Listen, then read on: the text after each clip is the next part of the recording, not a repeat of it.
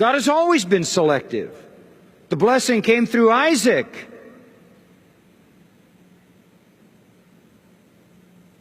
Then the blessing came through Jacob. Verse 13, Jacob I loved, Esau I hated. I say, wow. You mean God is that discriminating? Verse 14 then says, and this is what the responder would say, what shall we say then?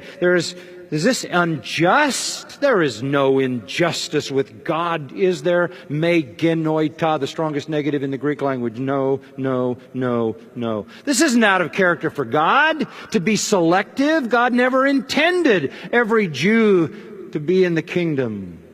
For He says to Moses, verse 15, God says, I'll have mercy on whom I'll have mercy. I'll have compassion on whom I'll have compassion. And it doesn't depend on the man who wills or the man who runs, but on God who has mercy. And then He goes to Pharaoh. For this very purpose I raised you up to demonstrate my power in you, and that my name might be proclaimed throughout the whole earth. So then He has mercy on whom He desires, and He hardens whom He desires. Wow. You will say to me then, why does He still find fault? How can God then find fault with us if He's the one who makes the decision? For who can resist His will? The next verse says, shut up.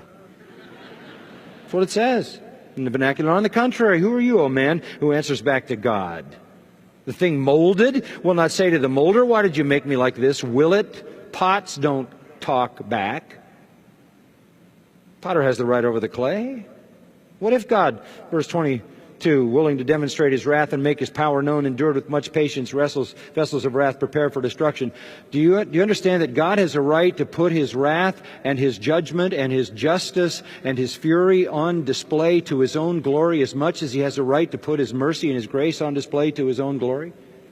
Do you understand that God gets as much glory out of His wrath as He gets out of His grace?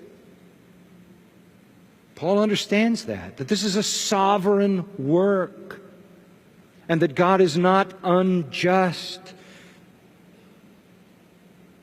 Psalm 119 says, your righteousness is an everlasting righteousness. Psalm 7:9, you are the righteous one.